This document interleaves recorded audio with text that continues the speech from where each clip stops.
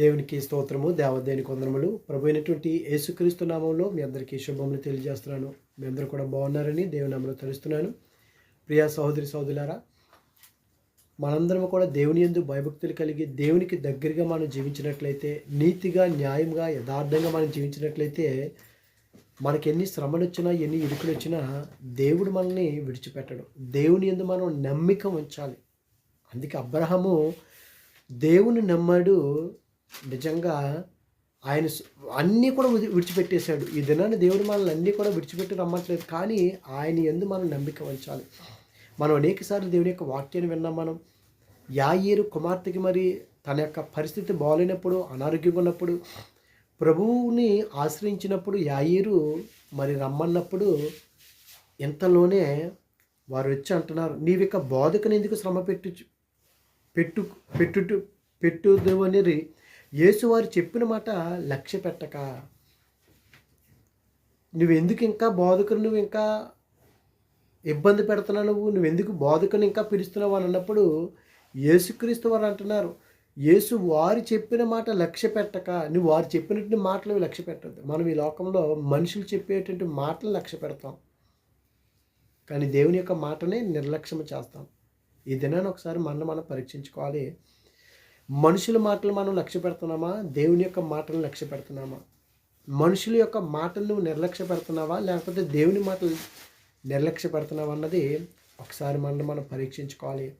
అలాగన్నప్పుడు భయపడకము, నమ్మిక మాత్రము ఉంచుమని సమాజపు మందిరపు అధికారితో చెప్పి, దేవాతి దేవుడు అన్నాడు, నువ్వు వారి చెప్పినట్టు మాట నువ్వు లక్ష్య పెట్టకు, నమ్మిక మాత్రం ఉంచమన్నారు. ఎంత గొప్ప భాగ్యం అండి! ఈ దినాన మనం దేవుని యందు నమ్మిక ఉంచుతున్నామా? అయితే ఈ ఉదయకాల సమయంలో దేవుని యొక్క వాక్యం మనందరితో సెలవిస్తుంది ఏంటంటే, 12 సంవత్సరాల నుంచి రక్తస్రావం కలిగినటువంటి స్త్రీ కూడా అనేక మంది డాక్టర్ల దగ్గరికి వెళ్ళింది. అంటే ఆమె స్వస్థత కొరకు నిజంగా 12 సంవత్సరాలు తిరిగింది, స్వస్థత పొందుకోలేదు. ఈ దినాన మనం కూడా, అరే నాకు మనశ్శాంతి లేదు, సంతోషం లేదు, నాకు ఆరోగ్యం లేదు అని అనేక చోట్లకు మనం తిరుగుతూనే ఉంటున్నాం. కానీ ఒక్కటి మనం ఆలోచించుకోవాలి, నిజంగా ప్రభువు యందు కనుక నువ్వు నమ్మిక ఉంచినట్లయితే, నమ్ముట వలన సమస్తమును జరిగిన దేవుని యొక్క వాక్యం చేస్తుంది. నమ్ముట నీ వలన అయితే నమ్మువానికి సమస్తమును సాధ్యము. నమ్మాలి. నువ్వు నమ్మినట్లయితే సమస్త కార్యములు చేయవాడు ఆయనే. అబ్రహాం గారు నమ్మారు, మరి మనం ఎందుకు నమ్మలేకపోతున్నాము? 38 సంవత్సరాల నుంచి ఎదురు చూస్తున్నాడు ఆ యొక్క వ్యక్తి స్వస్థపరచబడాలని. బెతెస్దా కోనేటి దగ్గర నీళ్లు కదపడుతున్నాయి దేవదూత వచ్చి, కానీ ఎవరు కూడా ఆయన్ని వేసేటట్టు ఎవరు లేరు. ఎదురు చూస్తున్నాడు. 38 సంవత్సరాలు వెయిట్ చేశాడండి. మనకు ఆ ఓపిక ఉంటుందా? ఆ ఓర్పు ఉందా మనలోను?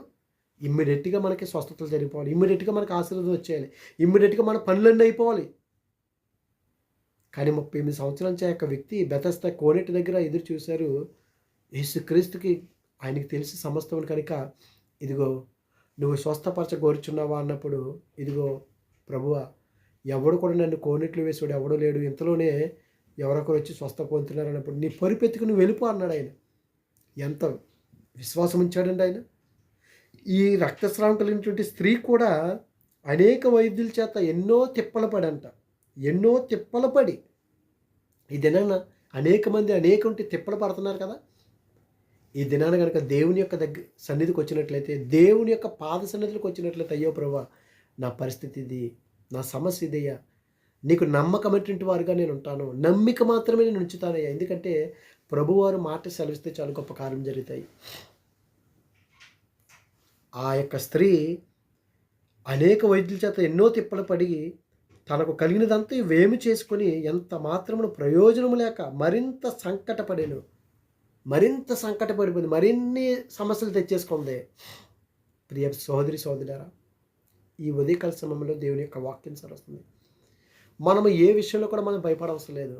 దేవుని యందు నమ్మిక మాత్రం ఉంచినట్లయితే, యాయీరుతో దేవతి దేవుడు అంటున్నాడు, ఇదిగో నువ్వు భయపడకో, మనుషుల మాటలు నువ్వు లక్ష్య పెట్టకు, దేవుని మాటలు నువ్వు లక్ష్య పెట్టు. ఈ దినాన అనేక మంది దేవుని యొక్క మాటలను వింటున్నారు, వాక్యాన్ని నిర్లక్ష్యం చేస్తున్నారు. ఇంత గొప్ప ఇంత గొప్ప రక్షణను నిర్లక్ష్యం చేసినట్లయితే మనం ప్రతిదానికి లెక్క అప్పగించుకోవాలి. ప్రియ సహోదరి సహోదరా, ఈ స్త్రీ అయితే ఎప్పుడైతే ఆమె యేసుని గురించి విన్నదండి. నువ్వు ఈ దినాన్న యేసుని గురించి వింటున్నావా? యేసుక్రీస్తు గురించి యొక్క రక్షణ గురించి నువ్వు వింటున్నావా? ఆయన గొప్పతనం గురించి నువ్వు వింటున్నావా? ఆయన వాక్యాన్ని మనం వింటున్నామా? వినినప్పుడు గ్రహింపు గనక మనలో లేకపోతే, వినాలి, మనం అనుసరించి నడుచుకోవాలి, అమలు చేసుకోవాలి. కానీ దురద చెవుల వారి వల్ల మనం ఉండినట్లయితే మనము దేవుని యొక్క సన్నిధిలోకి మనం వెళ్ళలేము. వెళ్ళినా సరే నామమాత్ర క్రైస్తువులుగానే ఉంటాం. కానీ ఈ స్త్రీ విన్నదండి. నిజంగా వినుటి వలన విశ్వాసం కలిగిన అన్నట్టుగా ఈమె విని, నేను ఆయన వస్త్రములు మాత్రము ముట్టిన బాగుపడదని అనుకుందండి.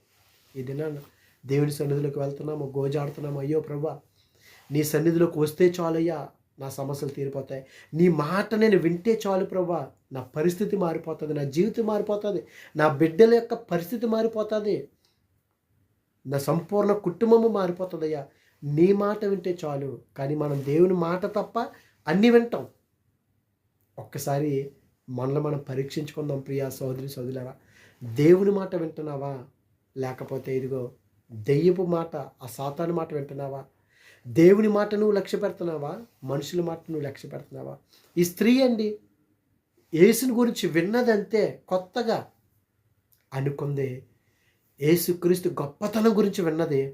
అయితే ఆయన యొక్క అంగీని ముట్టుకుని, ఆయన వస్త్రాన్ని ముట్టుకుంటే చాలు, నేను స్వస్థపరచబడతాను. ఈ దినాన్ని మనం ఎంతమంది అనుకున్నా, అయ్యో ప్రభా, నీ వాక్యాన్ని వింటే చాలయ్యా, నా బ్రతుకు మారుతుంది, నా హృదయం మారుతుంది, నా పాపము నీ వాక్యము ద్వారా కడగబడుతుంది.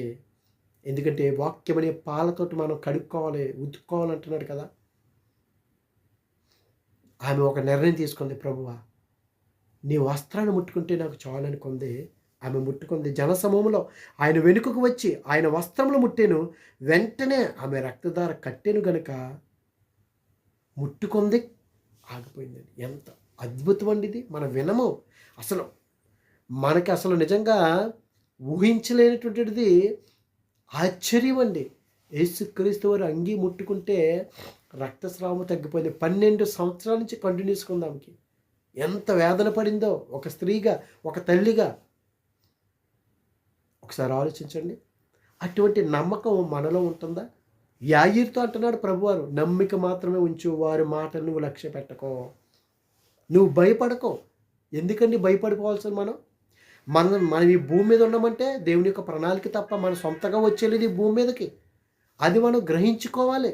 ప్రభువా, జగత్తి పునాది వెయ్యబడక మునిపోయిన నువ్వు ఏర్పాటు చేసుకున్నావు, నేను మీ కొరకు ఉద్దేశించిన సంగతులు నేను ఎరిగి ఉన్నాను అంటున్నాడు. మన గురించి ఏమైతే ఆయన ఉద్దేశించాడో దేవుడు ఎరిగి ఉన్నాడండి.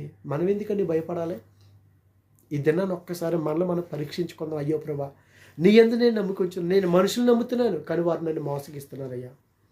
ఇదిగో నేను మనుషులు లక్ష్య పెడుతున్నాను కానీ వారు నన్ను నిర్లక్ష్యం చేస్తున్నారయ్యా.